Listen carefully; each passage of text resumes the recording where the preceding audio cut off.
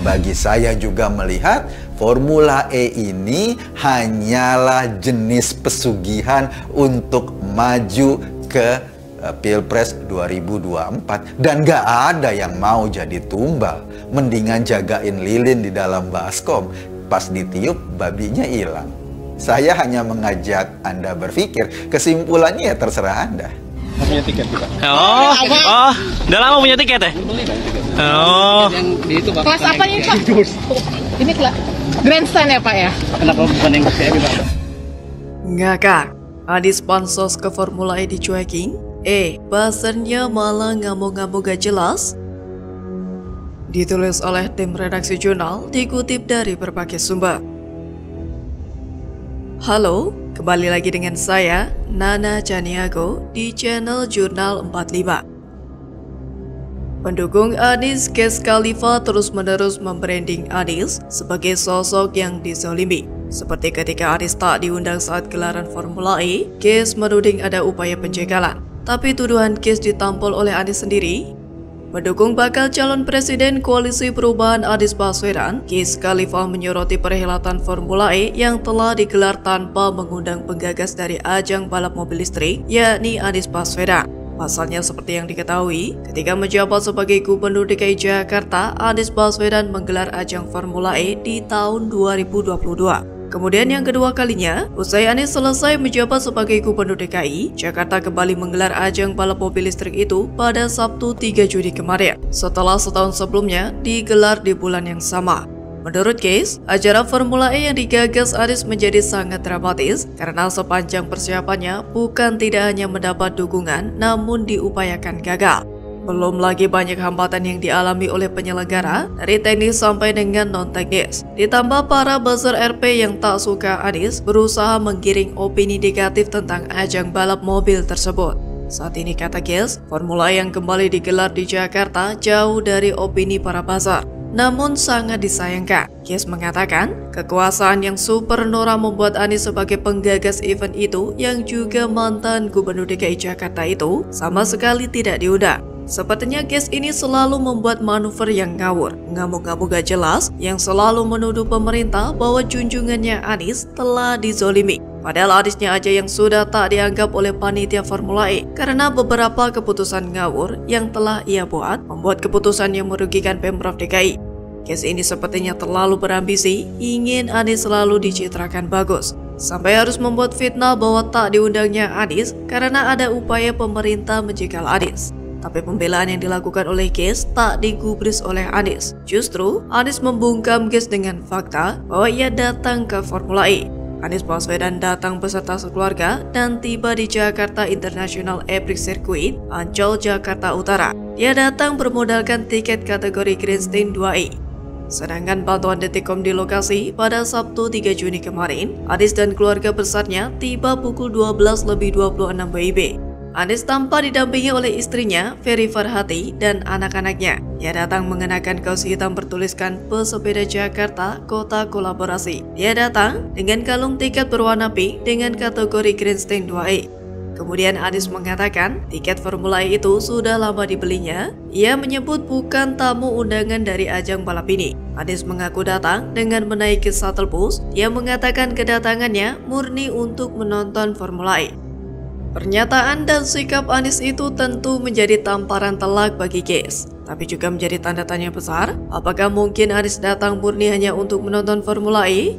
Lantas pegiat media sosial Rudy Valinka pun memberikan kritikan pedas terkait dengan kehadiran dari Anies Baswedan di Formula E Jakarta 2023. Kehadiran Anies dinilai sebagai playing victim. Rudy mengatakan bahwa manuver dari salah satu bakal calon presiden tersebut hanyalah untuk mencari citra semata. Rudy mengingatkan bahwa masih adanya penyelidikan dugaan korupsi dalam Formula E Jakarta. Dirinya mengungkit bahwa hal tersebut masih diselidiki oleh Komisi Pemberantasan Korupsi atau KPK. Menurutnya, lembaga anti korupsi tersebut masih mencari berkas kunci dalam dugaan kasus tersebut. Salah satunya adalah bukti transfer dari komitmen fee. Jadi kemungkinan besar, Anies masih menjadi target utama pihak yang harus dimintai keterangan soal komitmen fee. Dan juga sebagai tersangka kasus korupsi, meskipun menjadi Capres 2024.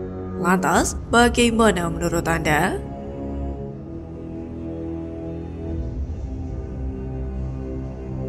Ada apa sebenarnya? Kenapa nggak ambil sikap tegas? Oh, maksudnya keluar dari koalisi? Iya, keluar dari koalisi. Menurutmu kira-kira kenapa mereka tidak keluar? Mungkin karena mereka mau meminum madu di saat mereka mau sarang madunya. Saya kira sebaiknya Nasdem menunjukkan sikap yang jelas, apakah masih mendukung pemerintahan ini dan melanjutkan pembangunan yang ada hingga 2029 nanti, ataukah kemudian menjadi oposisi, karena menjadi aneh pada saat Bung Zulfan Lindan mengucapkan antitesis, yang bersangkutan dipecat, sedangkan capresnya menjadi pengkritik pemerintahan saat ini, di mana Nasdem ada di dalam pemerintahan, tidak mendapat sanksi apa-apa. Kalaupun Nasdem keluar dari pemerintahan saat ini juga terhormat saya kira, karena sebagai oposisi juga baik, tetapi sikapnya harus jelas, jangan berdua muka. Tapi kenapa nggak keluarin Nasdem dari koalisi? Atau kenapa Nasdem tidak menarik diri?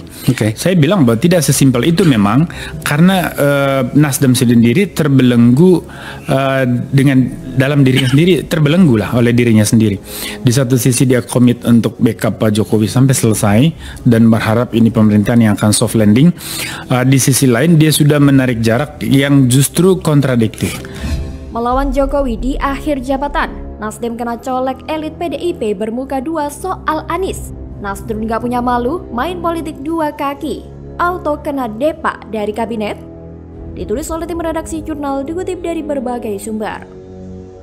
Halo, kembali berjumpa dengan suara Fani Bakri di channel Jurnal 45. Tensi politik saat ini memang sedang panas-panasnya. Terlebih posisi Nasdem yang mengaku mendukung pemerintah Jokowi, namun dengan konyolnya mengusung antitesa pemerintah mendapatkan banyak kritikan. Hingga ketidakdewasaan Nasdem dalam berpolitik pun dipermasalahkan. Akankah Nasdem didepak dari koalisi pemerintah? Kepala Badik Latda PDIP DKI, Gilbert Simanjuntak, mengkritik Partai Nasdem bermuka dua karena masih berada dalam koalisi pemerintahan Presiden Joko Widodo, tapi tetap mendukung baca pres Anies Baswedan. Gilbert menilai Nasdem lebih baik keluar dari kabinet. Awalnya kader partai PDIP itu mengungkit pernyataan mantan elit Nasdem Zulfan Lindan yang pernah menyebut Anies Baswedan merupakan antitesa Jokowi. Nasdem saat itu dinilainya justru mengambil sikap tegas terhadap Zulfan Lindan, bukan kepada Anies. Dia menilai Nasdem bersikap aneh pada saat Anies mengkritik pembangunan jalan di era Jokowi, hingga salah membaca data Badan Pusat Statistik atau BPS. Pasalnya, Nasdem tidak menyampaikan apapun, malah terkesan bungkam. Dengan nada geram, Gilbert lantas menyebut Partai Nasdem bermuka dua. Dia menyarankan agar Nasdem mulai memilih antara angkat kaki dari kabinet Jokowi atau menegur Anies Baswedan. Entah apa yang telah merasuki partai besutan Surya Paloh ini, jelas-jelas Anies Baswedan adalah antitesa pemerintah, tapi masih tetap saja didukung majunya pres. Ini jelas blunder. Seharusnya Surya Paloh itu malu karena telah bersikap seperti pengkhianat. Tapi dengan tak tahu malunya, Paloh dan partainya masih bertahan di koalisi pemerintah. Bahkan melihat fenomena yang membagongkan ini, lantas pengamat politik Boni Hargens pun mengungkap alasan kenapa Presiden Jokowi tidak mengeluarkan saja Nasdem dari koalisi parpol pendukung pemerintah dengan mencongkel dua menteri yang tersisa, Siti Nurbaya dan Syahrul Yassin Limpo. Tidak sesimpel itu, karena Nasdem terbelenggu dengan dirinya sendiri. Satu sisi komit backup Jokowi sampai selesai, tapi di sisi lain menarik jarak. Nasdem mau mengubah pemerintahan ini bersama Anies Baswedan, kata Boni Hargens. Boni juga menjelaskan kalau Nasdem itu seperti ingin menenggak manisnya dengan duduk bersama dalam kekuasaan, tapi di saat bersamaan ingin mengambil sumber pemberi kemanisan itu. Ibarat mereka mau minum madunya, tapi di saat yang sama mau membakar sarang madunya. Nah, terbukti kan kalau Surya Paloh memiliki agenda terselubung dengan drama dua kakinya di pemerintah. Sikap inkonsisten dan muka dua Nasdem ini padahal berada dalam kabinet sangatlah tidak etis. Memang sebaiknya Nasdem ini menunjukkan sikap politik yang jelas, lebih baik keluar dari kabinet atau menegur Anies sebagai bukti masih mendukung atau mengawal pemerintahan saat ini.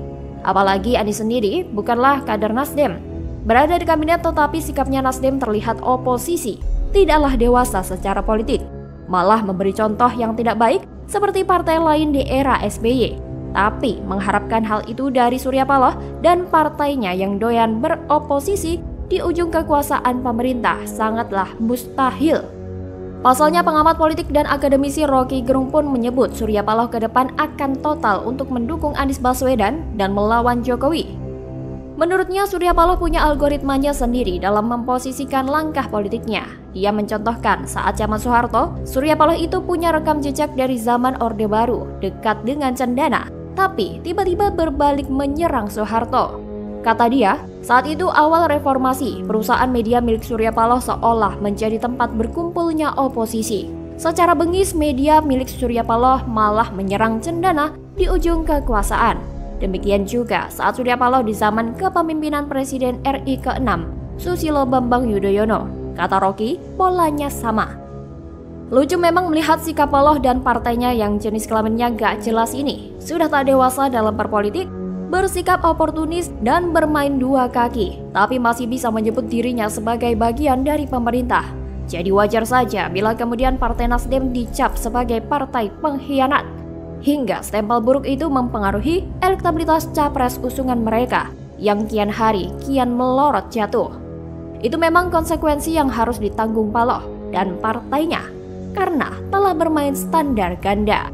Bagaimana kalau menurut Anda?